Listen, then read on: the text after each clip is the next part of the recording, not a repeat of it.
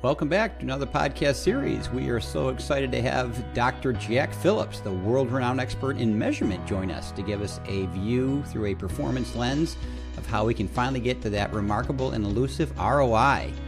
Performance gets us there, the 5 moments of need helps, and Jack does a remarkable job of outlining a journey and some recommendations to get there. Give a listen. So friends, welcome back to another Performance Matters podcast. Bob Mosier here, one of your hosts. So appreciate you tuning in. And my gosh, what a way to sort of send off our year. I am incredibly honored to be joined by a hero of mine. And I use that word carefully. This remarkable man and his wife have done just groundbreaking work in what to me is one of the most important topics to L&D that we could possibly address. And at the same time, as we'll probably talk today, Jack, I don't know if it gets the bandwidth and attention it deserves for reasons we'll talk about, right? I don't think it's malicious, but the whole deal. But I'm honored to introduce Dr. Jack Phillips, who is the guy, and as is the ROI Institute and his wife, when it comes to what I think are the thought leaders in measurement in our industry. So Jack, welcome. It is just so wonderful to have you here. And I know our listeners are thrilled. My pleasure, Bob. Glad to be here with you. Thank you. Sure. Well, so hey, friend, we do this with each guest because everyone just loves to know how we find our way into this. You know, it's so many of us it's happenstance or that type of deal. But sort of frame us up to start with your journey into this area and why it's important to you, and sort of we'll kick off from there. Okay, good. You know, so many of us kind of look back and say, you know, I didn't plan this kind of career, but we are where we are, but we're glad we are where we are. Yeah. So I started off in engineering because my first cousin also majored in engineering at Georgia Tech, electrical engineering at that. But I quickly saw that in a big company, I joined a large company called Lockheed Martin now. And I was at a huge site of theirs, you know, at 30,000 people. And about 15,000 of those were engineers. And so I remember this huge building, just rows and rows of cubicles. And I thought, oh, God. So, you know, I'm working on a small part of a big airplane. And I thought, I'm not sure this is really what I want to do. And I had a chance to flip over into the L&D team and start teaching technical courses and engineering courses. And I'm an introvert. And so first I thought, can I really do this? But I thought it's kind of interesting. And so I did that and started teaching and kind of caught on to the learning and development space. We had a huge L&D team at that time, 300 people, if you can imagine. And just a whole array of classrooms and support teams and so forth. Wow. And so there I worked in teaching apprentices and technicians to teaching flight crews, aircraft systems, to teaching engineers, some of the latest technology, and then moved into various management roles and coordinator roles, heading up the apprenticeship program at one time, their co-op program at one time, the management training one time, ran the training, and kind of functioned as assistant training director before I left. That's after about a 10-year stint. Wow. But along the way, I had a request. When I was co-op director, this is where we had co-op students alternating work in school. And we had about 350 co-op students at any given time, 16 universities. And they were all on my budget because when they worked in a department, the department didn't want to pay for the co-op. And so we put it all under my budget. And I had my salary and my assistant's salary and all my travel. So it's a pretty big budget, but we just transferred that budget to our chief engineer. After all, we're recruiting engineers with this program. Now, this is a long story, but this kind of tells how I got into this process. So we went through a little cycle of kind of downward movement in our budgets. You know, when contracts run out, we had a huge contract that was playing out, and they start cutting workforce, reducing workforce. And the engineering team was one of those areas where they're cutting back. And the chief engineer called me one day and says, so Jack, I know you manage this co-op program. It's I get a big budget every month from you, or get a big charge. And it looks like we spend a lot of money on this thing. Does it really provide value to us? I know it's probably a good recruiting tool, but maybe we could recruit other ways. Yeah. So I said, well, we not only, it's our best recruiting tool, but we get our best team because they know us so much and they rotate around. That turns out that they actually stay with us much longer than other engineers. They progress more in the organization. They're more successful. He said, do you have any data that shows that? And I said, not really. This is what I've been told. So he says, well, could you get some data? And while you're at it, why don't you show us the ROI of doing this program? I thought, well, that's interesting. See, and at that time, along the way, after engineering, I had a math and physics degree, and I'm working on a master's degree in statistics now. So I'm a tech nerd, if you can imagine. And I needed a thesis topic for my master's thesis for statistics master's degree. And I thought maybe this is it. So I was thinking that as I'm talking to him, I said, hey, I can do this analysis for you and show you that. I said, can you give me about 6 months? He says, no. Why do you need 6 months for this? I said, well, it's a lot of data. He says, that don't sound like it can't be that much. We got computers, you know. And I said, how about 3 months? He says, no, just go do some analysis. I said, go a couple of months. He said, okay. I knew what he was up to there because they're thinking about cutting this budget. But I did my analysis as my thesis topic too. So I got 2 birds with 1 stone, as they say. But what I noticed is that the data did pretty much reflect what I told him. And it turned out it was delivering more value than it's costing us. And it was impressive. But I saw some changes that need to be made. So I presented that. See, I'm still a very young engineer at that time, nervous, the thought of making this presentation to the chief engineer. But I presented it to him and his division engineers. And I went through all the data, and he after that conversation, he turned to his division engineers and says, okay, I think we need to keep this program. And of course, it's the first time I heard it bluntly is that, but I knew kind of what there was up to. He says, let's make it a better program, because Jack pointed out some things, particularly when they're in the senior years, we didn't put them on challenging assignments like we should. And he says, you know, we use them to make coffee and make copies and that kind of stuff, and we don't want that. And now, also, welcome Jack to your division. Consider him a partner of ours, okay? And when I left that meeting, I said, my God, this is great. I kind of take a deep dive in the value of something, and I get funding, I get process improvement, and I get partnerships that I didn't have. Hey, I went on not long after that to become head of advanced technology training, and that was my audience I needed. Those division engineers, they knew me. And so it helped me. So that's the beginning of our methodology. And we actually published that first study in the Journal of Cooperative Education. It's the first article we published. That's a peer-reviewed journal, got lots of play in that, because it was the first time there'd been a major evaluation of a cooperative education program, particularly pushing up to the levels that we did. So we started working with this more. I became more of a leader of the training area, parts of it, and we started working with putting structure around this. I left there to become a training manager at another company, moved into HR, became HR of a Fortune 500 company for 8 years, moved into a banking sector as executive vice president of HR and support services, and ultimately became president of that banking system. And that was the end of my career. So I started off as an engineer, wound up to be bank president, and that doesn't make sense at all. but I got my PhD along the way, and PhD was in human resource management. But we kept working with this and making it work, putting structure.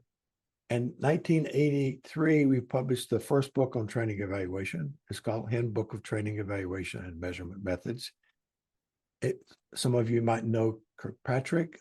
He published his first book on training evaluation 11 years later, 1994. So we were out of the chute early with this process, showing the value of what you do all the way to ROI. And I kept using it for my own use, obviously. I started writing about it a lot. And then I went to take a faculty position for 3 years. Thought that's what I wanted to be, and realized that's not what I wanted to be. And we started the ROI Institute, and that's about 30 years ago, if you can imagine. Wow. That's a long story, but it kind of puts it all in perspective. But let's unpack it, my friend. There's some brilliant stuff in there, right? And I want you to reflect a bit deeper on a couple of those things, because you've told me before in some of our other talks and even leading up to this podcast that the idea about you took much of a performance business mindset in that transformation for you and in that journey, and you've talked about the fact that L&D doesn't start with the end in mind. Yeah. You know, we're, if I may, I hate to say so cliche, but order takers. And what I love where you got to in that meeting was not only did they see the value of your organization and did measurement help you get there in saving your department, which, you know, again, very near and dear to a lot of L&D folks, but it was a point in time to also partner with the business to then improve your program and the program itself, not just the training part, but the program itself. Real business impact. What do you mean by this start with the end in mind thing, and how we don't really orient ourselves around that? Yes, well, that's a good point. Now, as I look back on that first study, the individuals who started that program had the end in mind. They actually wanted to recruit top graduates, right? And they actually wanted them to stay with the organization. They built that through a rotating system so they would see the organization and all parts of it. And if they didn't like where they are, they could move somewhere else because they know what goes on there. So they kind of built it the way it should. I just didn't know that. I uncovered it quite well there. So as we work with people in learning and we experience it ourselves, so many programs start with a request for learning. Hey, we need some training on this. We need a program to cover these skills. And, you know, as good soldiers, we go off and do it. And that's what they want. That's what they get.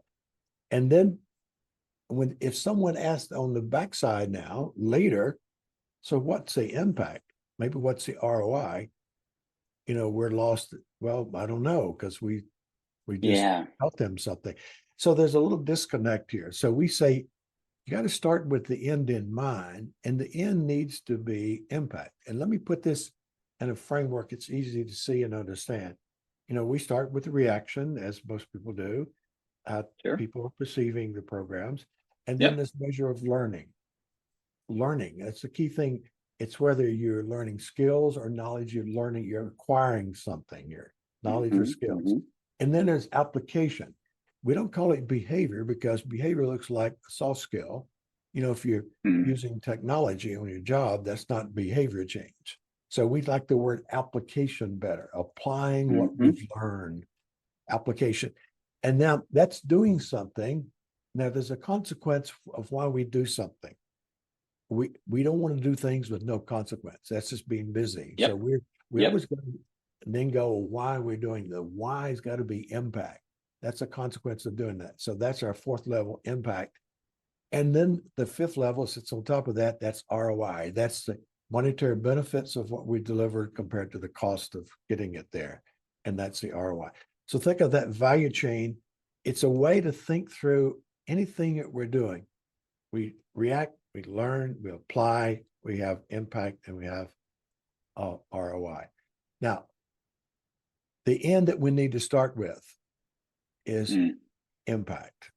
And I know some people say, well, but they're asking for behavior. But I'd say if you go to the funder, they're not really asking for behavior. They think behavior is a way to get there. They really Right. have something else in mind. It's really to grow the business, to reduce turnover, there's something, and they've concluded it. Look, we got to change some behaviors here. You're right. So Training. Yeah. yeah, you want to start with that get clear on what is that end goal, and then that becomes why we're doing this. See, if you start with the end in mind, you're more likely to get to the end, as Stephen Covey taught us so well with that second habit and his 7 habits. But here, the end is not doing something. The end is the consequence of doing something. So we don't often start with that, particularly if it's a soft skill. So it makes us look for that. And that means we got to have some discussions around the requester, maybe have some discussions about why we're doing this, or do some analysis, do something to see that connection so we can start with that end in mind.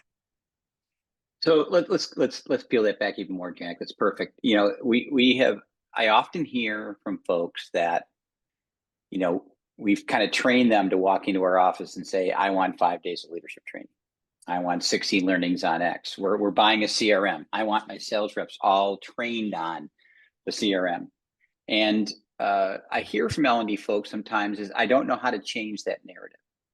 I've asked what they want out of it, and the business looks to me like they don't know what that is. And I've always struggled with that. Most business people I know lose sleep at night, but the realities and impact or lack of an employee, their business, their P&L, right? So for those of us taking baby steps here, yeah, what would you recommend would be some steps in changing that narrative, that perception of us as the walk-in predisposed? So yeah, we've got some strategies, obviously, that we talk about here, but one of them is to get to that requester and just have a nice communication, because this could be irritating with the person. You can say, now, if they do this skill, or they learn this, and they use it in their work, how's it going to help the organization from your perspective? What do you got in mind that needs to change out there?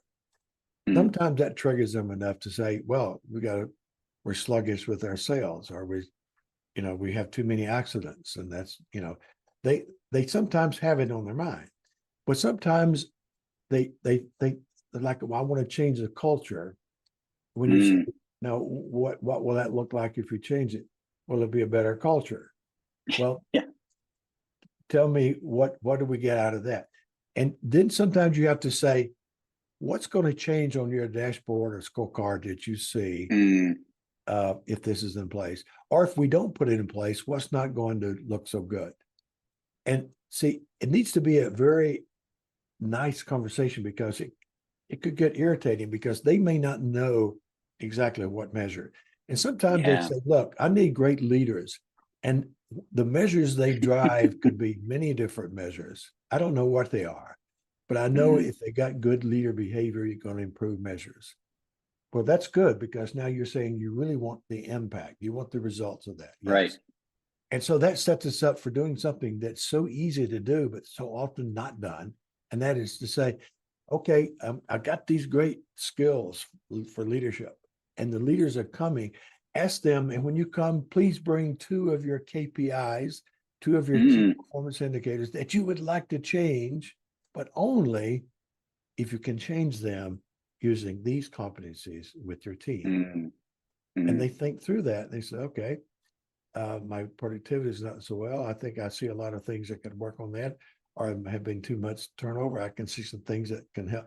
Yeah, they usually make that connection. Say, yes, okay, I got 2 measures. So what you've done now is 2 important things. They now are coming with 2 business measures. That's 2 impact measures that they want to improve. They're not there to learn leader behavior, right, or to use those skills. They're there to improve those programs. This is just a way to get to that. The second thing is that they told you this is the right solution to get there. And that's the second step in our model. making sure that we have the right solution to get to where we want to go or where we need to go. They just tell you, I think I can improve these using these competencies. So it's getting that dialogue going with the people. And sometimes if they're irritating, ask, can I speak to some of your team and get more structure around this whole process so we can do a great job for you? And sometimes when you get beyond that, you might find someone say, here's our problem. And here's what we're trying to fix here. Or here's our great opportunity. We're just trying to figure out how to get to that. So you might find it down there. Or sometimes if that doesn't work, hey, we could say, you want leadership development?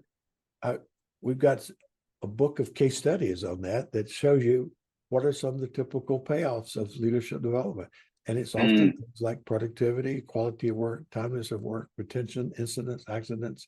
You get the picture. It's really what's bugging us that can be changed when people take a different approach. Help us. We help educate them in these categories through your work and through these case studies with impacts that they may not have even thought of as the person that's asking, and we can help them decipher and distill that a bit better so that they can help with it. And I love the idea of having the learner actually come to the class with KPIs in mind, not learning alone in mind. Yeah. So let me ask you a favor, friend. We are so excited that in 2025, you're going to be a part of our summit and do one of our thought leader workshops. We can't think of a better person to take on this topic. You're going to talk about forecasting impact and ROI in an uncertain economy, a critical skill. Help us understand why you chose that title, if you don't mind. And I really, when I read it, really pivoted on the forecasting word.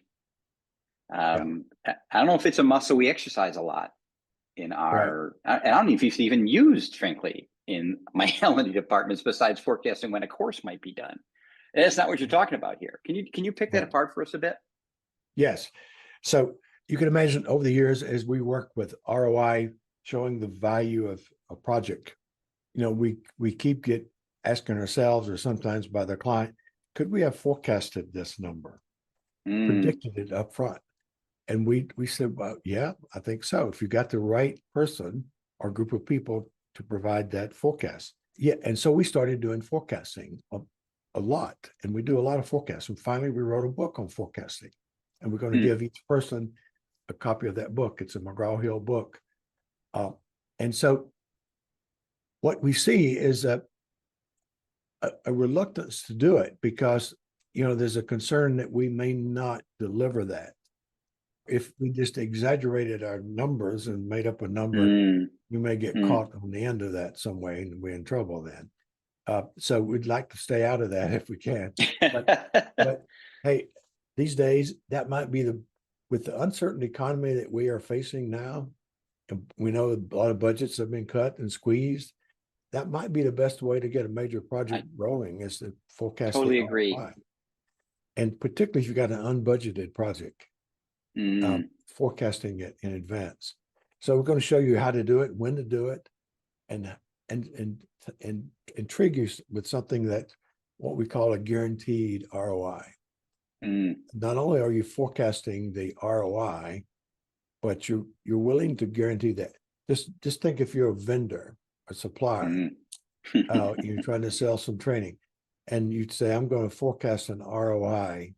And if we don't meet this ROI, we're going to do a follow-up to make sure that we did. If we don't, you get your money back. Wow. What a deal. Hey, some people are doing that. Some technology companies are doing it. SAP, for example. And I just worked with one yesterday that trying to do the same thing with their software, a new software. I got an AI project that's doing the same thing with their forecasting what the AI system is going to do for them. So it's just a huge topic. I thought we would get into that and how it works, and try to make that part of your evaluation mix, is to do some forecasting. It's brilliant, my friend, because every business is asked to. Yes. We're coming into a new fiscal year, at least a calendar year, right? And every other line of business, sales, marketing, customer service, product, they're all asked to put together a business plan and a forecast. and put analysis and their reputation behind it, knowing that forecasts are forecasts and sometimes are missed or they're exceeded or otherwise. But it really, boy, what a wonderful thing to understand and position ourselves very differently in the eyes of the business, because I don't think we're seen as an department that holds itself accountable to that. No, you're right. If you just think about it, the business has to forecast, particularly if they're a business that's publicly traded, they're going to forecast their revenue. And if you miss that forecast, it's going to have an adverse effect on your stock price. If you go over it or under it, they want you to be good at forecasting so you can predict where you're going. They feel better about you. But if you are way over your forecast, it says you don't know what you're doing. If you way under it, you don't know what you're doing. And so we want to operate learning like a business sometimes, but love that. we don't always do it this way. But this is really putting us into the business of delivering value. I love that. And trying to forecast that up front. Love that. Can't wait. And again, honored that you're joining us. So let's put a bow around this. This is spectacular. You and your wife and the ROI Institute have literally schooled and upskilled tens of thousands of practitioners around the globe in your many years of doing this. So you've seen the struggles and challenges of us getting our arms around this ROI thing. In my 41 years, my friend, it's probably the only acronym that's been there from day one that I can think of. Other things have come and gone, but this darn thing has hung over our heads forever. What are the most, can you give us a challenge or two that you find you run into it all the time? And again, those listening, can you give me recommendations about beginning to address it? And we'll kind of wrap up with that. Okay, good. Well, you mentioned a good point that this is an acronym that won't go away. We've had some people to say, hey, I'm going to retire in a couple of years. You think this ROI thing is going to blow away? And I said, no, it's been around literally hundreds of years.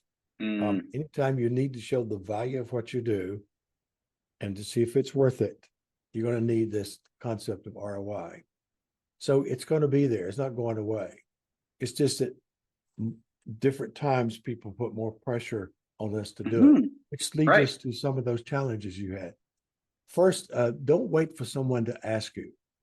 My very first study, someone asked me, I didn't even think about showing the ROI, but let's all learn from a lot of the rest of us. I was fortunate that I had a program that was working well. Sometimes we don't have that great fortune. If you wait till someone is asking you, three things happen to you. First, you have a short timeline to deliver results. I faced that with this chief engineer, as you can see. They want results soon, quickly. If you haven't thought about ROI, it's going to take you a while to get this going as a way that you can make it work for you. So that's the first thing. You got a short timeline, you won't meet it. Second, you're now defensive. You're defending it, your program, because someone's now asking you for the results. I felt that way about the co-op program. I'm defending its existence. Right. We need to be on the offense, not defense. So, and the third thing is ROIs on someone else's agenda. You want to keep it on your agenda. You drive the ROI. Don't let someone else drive. So be proactive with this. And the second thing is, let's overcome the fear of the outcome. Now, I know so many people don't want to go there because they are thinking, but my program doesn't deliver value. And I show it to my executives, I'm in deep trouble. I'm going to be fired. We'd say, not if you're proactive. Right. I've never known anyone to be penalized or punished or bad things happen to them if they were proactive. They're saying to your client, hey, we think this program is delivering business value. We don't know that, but let's check to see. And if it's not, we can fix it, correct it, improve it. But when you do that, the stigma of them having to make you do it is going away. If they've got to wait, if you're waiting to them to ask you, that makes it suspicious from their point of view. But if you're being proactive, it's not much of a problem. Now, the second thing to think about, hey, if it's not working, it's probably not the content. It is rarely the content is the issue. You got the right solution, it just wasn't supported very well. And what this kind of data will show you is what supported it, what didn't support it. So you can improve that in the future. It's like saying, hey, this is not working. So things broke down in your organization. And here's what we can do to change that going forward. Hey, you're a hero now because you had something that wasn't working. Now you figured out why it wasn't, and you're going to correct it. So in fact, we got to get rid of that fear of the outcome, stopping us from even doing this. And then another challenge is people say, isn't this too hard? And we say, you have to define what do you mean by hard? Well, it's only, I can keep the math at the fourth grade level. That I know fourth grade was a tough year, but it's not that hard. And you don't have to get wrapped up in statistics. I have a master's degree in statistics, and it's the worst thing that ever happened to me. Because you get into that so deep, and you don't need that. You can keep it simple. We give you steps. It's like a drop-down menu. For every step, you don't have to create options. They're already for you.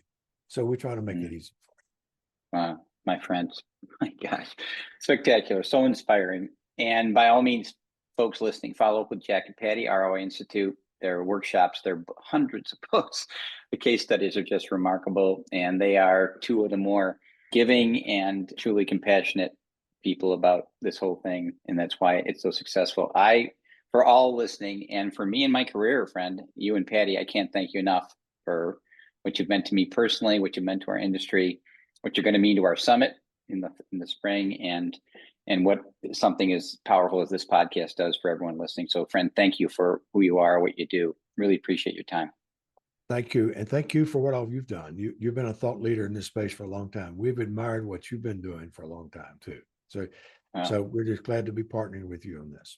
Yeah, partners is the best, friend. Hey, have a great holiday. Thanks for what you're doing. And friends, thanks for listening. We'll see you on the next podcast, and hopefully see many of you at the summit to meet Jack personally and get that remarkable workshop. So thanks, friends. Appreciate you. Well, that's it for this episode of the 5 Moments of Need Performance Matters series. We look forward to future conversations around how to best put the 5 moments of need into practice. We welcome your feedback and can be reached on Twitter using my Twitter handle at BMOSH, as well as our 5 Moments of Need website, which is www.5momentsofneed.com. We hope you're finding these helpful and will subscribe to future episodes. Have a great day, friends.